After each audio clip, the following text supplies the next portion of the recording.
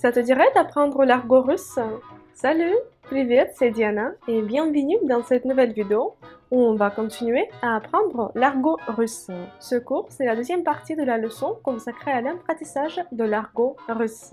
Si tu trouves que ce thème est utile et intéressant pour toi, n'hésite pas à mettre le pouce en l'air pour m'indiquer que je devrais faire plus de vidéos de ce genre et abonne-toi à cette chaîne YouTube si ce n'est pas encore fait. Tu pourras retrouver tout le vocabulaire employé dans la leçon dans la description. C'est juste en bas. Et alors, on continue à apprendre l'argot russe. Dans l'argot russe, si tu veux saluer quelqu'un, tu peux dire tout simplement «Здрасте». «Здрасте». «Здрасте», c'est la forme de «Здравствуйте». «Здравствуйте», c'est la forme littéraire. Et quand on parle en argot, on emploie «Здрасте». «Здрасте». Mais pourtant, c'est pas très poli comme forme. «Здрасте». Препод, ça signifie преподаватель. Преподаватель, professeur. Преподаватель, et dans l'argot, ce mot devient препод. Препод. Препод. Какой твой любимый препод? Quel est ton professeur préféré? Какой твой любимый препод? Cependant, je n'aime pas ce mot parce que je le trouve mal poli et je préfère dire преподаватель pour professeur. Tu pourrais également dire professeur en russe comme училка. Училка. Ça, c'est la prof. Училка. Училка. Ça provient du verbe учить, enseigner ou apprendre quelque chose à quelqu'un.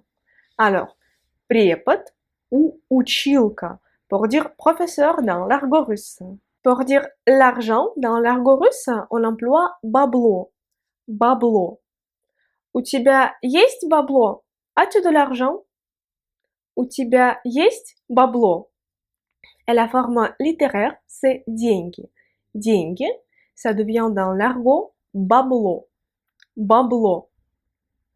У тебя есть бабло? As-tu de l'argent? Mais ça, c'est dans l'argot pur. Le mot internet, pour dire internet, devient dans l'argot инет. Инет.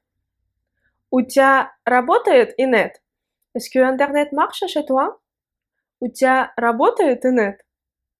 Инет, pour dire internet. Pour dire musique, la musique, dans l'argot, on emploie музло. Музло.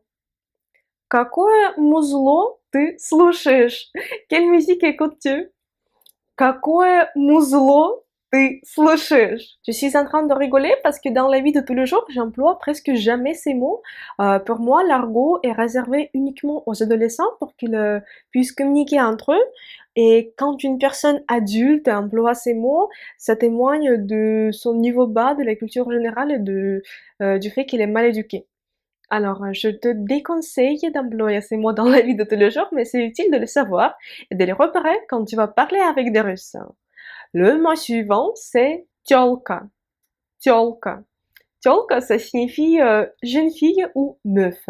Je trouve que l'équivalent meuf est le mieux placé pour dire тёлка. Тёлка. Тебе нравится эта тёлка? Est-ce que tu aimes cette meuf? Ou est-ce que tu kiffes cette meuf? Тебе нравится эта тёлка? Tie, je te rappelle, on vient de l'apprendre dans le cours précédent sur l'argot. Tie, c'est la forme тебе. Тебе. Dans la forme littéraire, ça donne тебе нравится эта девушка. Dans l'argot, ça devient тебе нравится эта тёлка? Est-ce que tu kiffes cette meuf? Pour dire jeune homme, on emploie чел. Чел. Чел.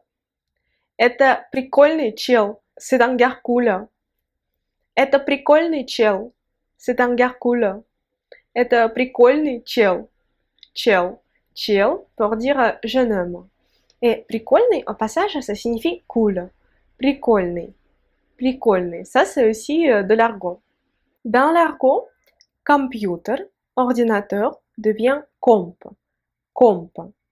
Et notebook, notebook. Le laptop ou l'ordinateur portable devient note. Note. У тебя есть ноут или комп? Est-ce que tu as un ordinateur ou un ordinateur portable? У тебя есть ноут или комп?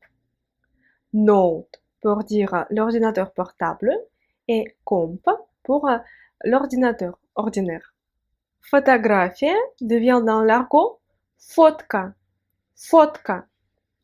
Прикольная фотка. C'est une photo cool. Прикольная фотка. Фотка, фотка pour dire la photo. Le mot très employé dans l'argot, c'est параллельно. Параллельно. Comme dans la phrase «Мне это параллельно». Ça m'est égal. Мне это параллельно. On l'emploie parfois avec la préposition «на». Мне на это параллельно. Мне на это параллельно. Et ça signifie aussi «ça m'est égal». Параллельно pour dire égal. Le verbe замутить, замутить signifie dans l'argot russe faire quelque chose. Давай что-нибудь замутим этим вечером. Allons faire quelque chose ce soir. Давай что-нибудь замутим этим вечером. Comme les Russes prononcent l'argot assez vite, dans la vraie conversation, ça va nous donner Давай что-нибудь замутим этим вечером. Давай что-нибудь замутим этим вечером. Allons faire quelque chose ce soir. Mes élèves m'ont parfois demandé, Diana, qu'est-ce que signifie le mot cosmos? Cosmos, parce que dans les dictionnaires, le mot cosmos est traduit comme l'espace. L'espace. Mais cependant, de nos jours, les adolescents emploient souvent le mot cosmos, cosmos, pour dire qu'il s'agit de quelque chose d'extraordinaire, de quelque chose d'admiratif, de quelque chose de très très cool. Par exemple, Эта книга просто космос. Ce livre est très cool. Эта книга просто космос. Я так люблю это пирожное. Это просто космос. J'aime tellement ce gâteau. C'est quelque chose de magnifique. Я так люблю это пирожное. Это просто космос. Un autre verbe très employé dans l'argot, c'est погонять. Погонять. Et ça se traduit comme prêter quelque chose à quelqu'un. Дай мне погонять твою футболку. Prête-moi ton t-shirt. Дай мне погонять твою футболку. Погонять, ça signifie prêter quelque chose. Quand il y a quelque chose qui plaît beaucoup à un russe, on peut dire dans l'argot le mot огонь. Огонь. Огонь, ça se traduit littéralement comme le feu. Mais les Russes l'emploient pour dire que quelque chose leur plaît vraiment. Par exemple, это музло огонь. Cette musique est très cool. Это музло огонь. Это музло вообще огонь. Et вообще, tu te souviens de ce mot? C'est du leçon précédente sur l'argot. Вообще, c'est tout à fait. Et ça remplace вообще. Эта музыка вообще огонь. Un autre mot que tu as déjà forcément rencontré en russe, c'est blin. Blin. Et dans le dictionnaire, on peut trouver que ça se traduit comme crêpe. Mais cependant, les Russes peuvent placer ce mot presque dans toutes les phrases. Ce serait un peu insensé si les Russes ajoutaient dans toutes les phrases le mot crêpe, crêpe. En fait, blin, c'est comme putain ou comme zut. Blin, я забыла ему позвонить. Putain, j'ai oublié de l'appeler.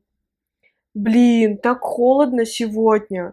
Putain, il fait si froid aujourd'hui. Blin, pour dire putain ou zut en russe.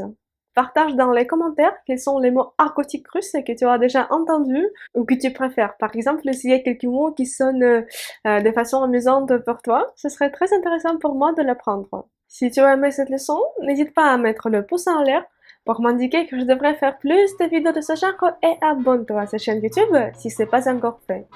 Tu pourras retrouver tout le vocabulaire employé dans la leçon dans la description, c'est juste en bas.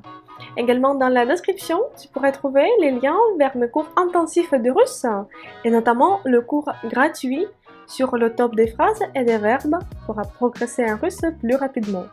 Le lien se trouve dans la description de la vidéo. Je vais te retrouver très bientôt dans une prochaine leçon de russe. Et pour l'instant, je te dis до свидания. Au revoir.